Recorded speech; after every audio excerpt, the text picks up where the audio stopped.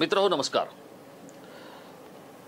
भारताच्या राजकारणाचे चाणक्य समजले जाणारे केंद्रीय गृहमंत्री अमित शाह सध्या महाराष्ट्राच्या दौऱ्यावर आहेत। महाराष्ट्राची आर्थिक राजधानी असलेल्या मुंबईमध्ये काल रात्री त्यांचं आगमन झालं।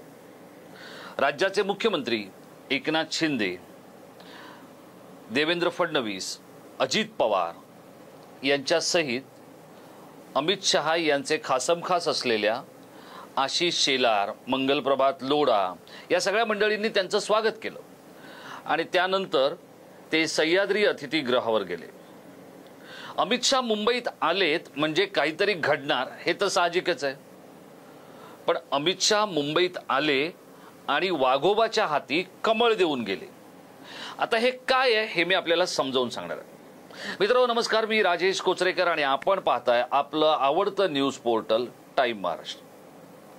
मित्रहो, गेले 2-3 दिवस आपण ज्या बातम्या तुमच्यापर्यंत पोहोचवतोय त्या बातम्या किती तंतोतंत खऱ्या ठरतायत हे जरा तुम्ही उघड्या डोळ्यांनी अवतीभवती पाहिलं, तुमच्या घरात येणारी वृत्तपत्र आणि घडणाऱ्या घटना यांचा जर ताळमेळ जुळवण्याचा प्रयत्न तुम्ही केलात तर मित्रहो तुम्हाला कधीच असं वाटणार नाही की तुम्ही टाइम महाराष्ट्र हे न्यूज पोर्टल सबस्क्राइब करून एक चूक केलेली आहे।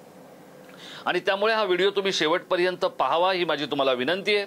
तो पाहिल्यानंतर तुम्हाला आवडला तर तो लाईक करून शेअर करायला सुद्धा विसरू नका। आणि तुमच्या जवळच्या प्रियजनांनी, मित्रांनी अजून जर टाइम महाराष्ट्र सबस्क्राइब केलं नसेल तर ते आवर्जून सबस्क्राइब करायला त्यांना भाग पाडा।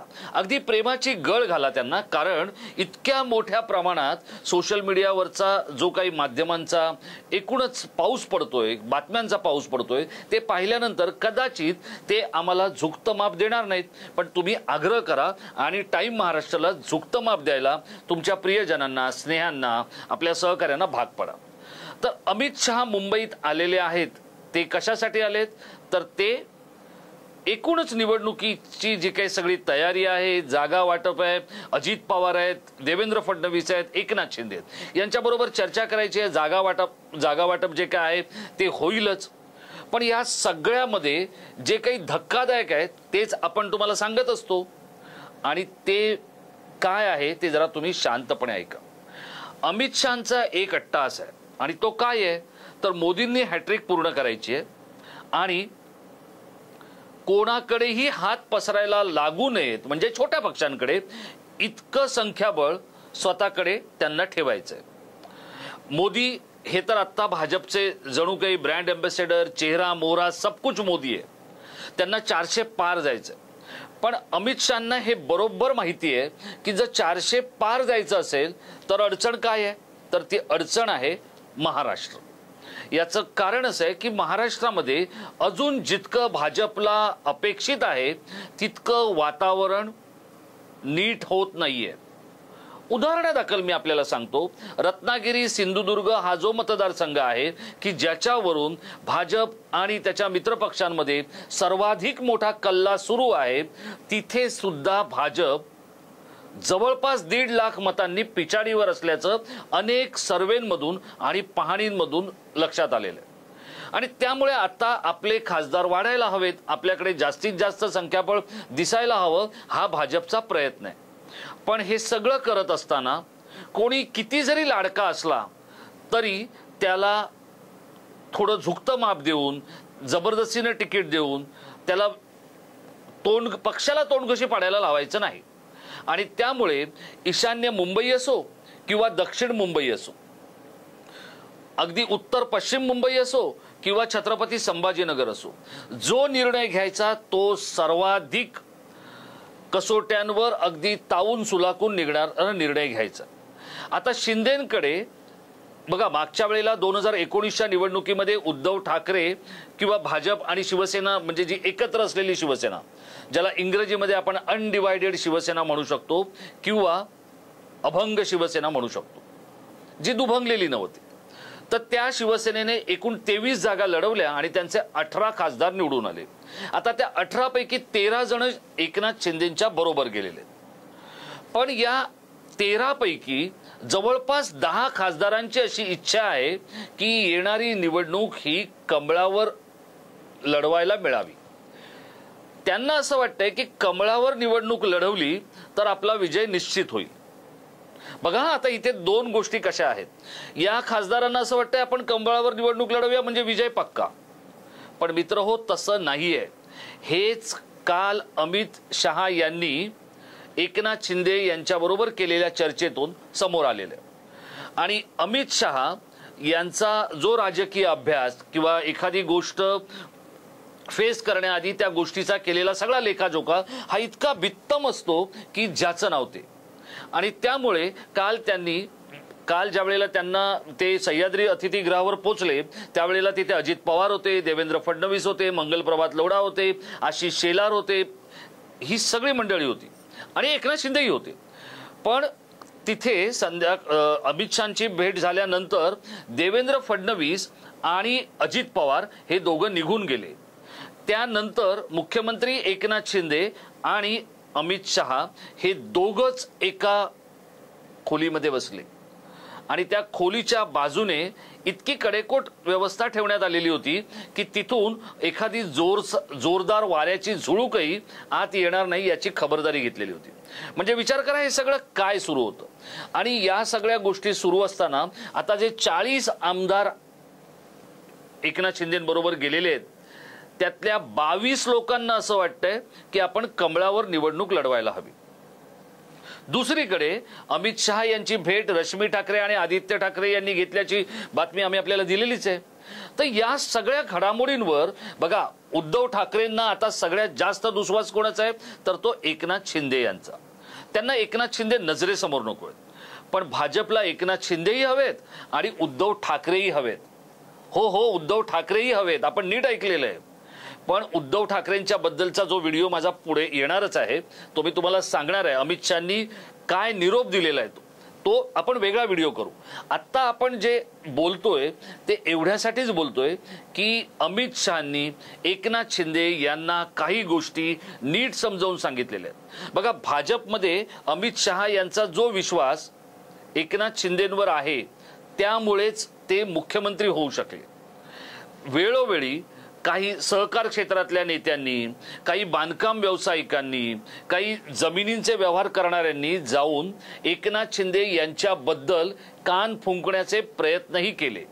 इतकंच कशाला, मागच्या वेळेला अमित शहा ज्या वेळेला मुंबईत आले होते त्यावेळेला भाजपच्या सहकार क्षेत्रातल्या एका नेत्याने एकनाथ शिंदे यांचं ग्रासरूटवर नीट नेटवर्क नाही आहे हे सांगितलं होतं. त्या नेत्याचे भर बैठकीत कान उपटण्याचं अमित शहांनी काम केलेलं होतं आणि त्यांनी सांगितलं होतं की तुमचं तुम्ही बघा, एकनाथ शिंदेचं जे काय असेल ते मी बघेन, आम्ही त्याच्यावर काम करू, इतकं स्पष्ट सांगितलेलं होतं. त्याच एकनाथ शिंदे यांना काल अमित शहांनी रात्री ज्या गोष्टी सांगितलेल्या आहेत त्यामुळे अमित शहा आले आणि वाघोबाच्या हाती कमळ देऊन गेले असं जर आपण म्हटलं तर ते चुकीचं ठरणार नाही. शिंदेंकडे असलेले जवळपास 13 खासदार जे आहेत त्यापैकी 10 लोकांना कमळावर निवडणूक लढवायची ती स्वतःच्या विजयासाठी. पण यातल्या बहुसंख्य किंबहुना निम्म्या खासदारांचा पत्ता कट होणार आहे. हे फक्त अमित शहा शिवसेनेच्या बाबतीत करतायत अशातला भाग नाही की ते निष्ठुर आहेत, ते फक्त शिवसेनेच्या बाबतीत करतायत असं नाही. मुंबईमध्ये जे 6 मतदारसंघ आहेत त्यापैकी 5 ठिकाणी भाजप विजयी झालेला आहे. या 5 पैकी 3 लोकांचे पत्ते कापले जाणार आहेत हे तुम्ही आत्ता लिहून ठेवा. आता ते 3 लोक कोण आहेत हे मी तुम्हाला सांगणारच आहे. ते काय काळाच्या ओघात तुम्हाला सांगण्याशिवाय काय पर्याय नाहीये. पण जिथे मराठी उमेदवार हवा तिथे मराठी उमेदवार दिला जाईल, जिथे गुजराती उमेदवार हवा तिथे गुजराती उमेदवार दिला जाईल.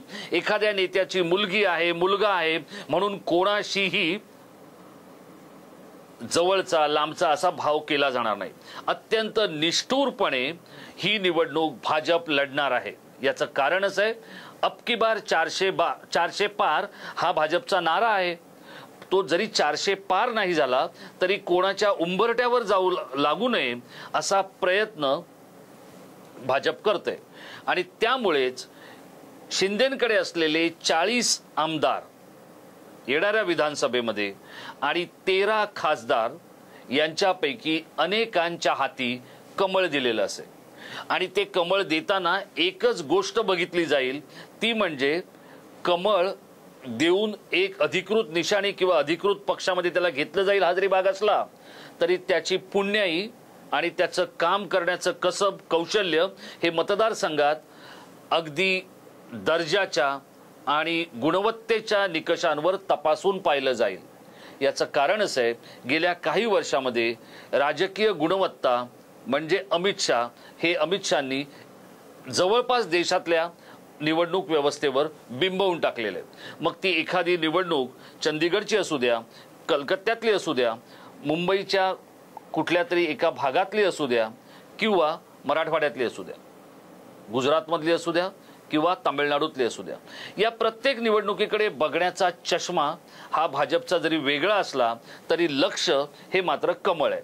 आणि हेच कमळ उद्धव ठाकरेंकडून दुरावलेल्या आणि एकनाथ शिंदे बरोबर आलेल्या 40 विधानसभेतल्या वाघांच्या हाती आणि दिल्लीतल्या 13 वाघांच्या हाती जर हे कमळ फुलताना दिसलं तर आश्चर्य वाटू नका। यामध्ये आजी माजी मुख्यमंत्री असतील किंवा भाजपचे कोणी बडे नेते असतील, अमित शहा यांच्या खराब काळामध्ये ज्यांना साथ देणारे काही भाजपमधले जुने जाणते असतील, या सगळ्यांना एकच मंत्र असेल, त्या मंत्राचं नाव आहे विजयी भव। आणि यासाठीच अमित शहा मुंबईत आले आणि वाघोबाच्या हाती कमळ देऊन गेले, इतकाच या सगळ्या त्यांच्या भेटीचा अर्थ आहे। तो अर्थ एरवी स्वतःच्या राजकीय कारकिर्दीमध्ये नीट समजलेल्या एकनाथ शिंदे यांनी शांतपणे समजून घेतलेला आहे, एखाद्या पॉलिटिकल स्कॉलर सारखा। आता ते तिथून बाहेर पडल्यानंतर आणि अमित शहा पुन्हा दिल्लीला गेल्यानंतर हे नेमकं ऑपरेशन कसं होणार आहे हे आपल्याला कळेलच। जे आम्हाला कळेल ते आम्ही अगदी कोणताही फिल्टर न ठेवता तुमच्यापर्यंत पोहोचवण्याचा प्रयत्न करू।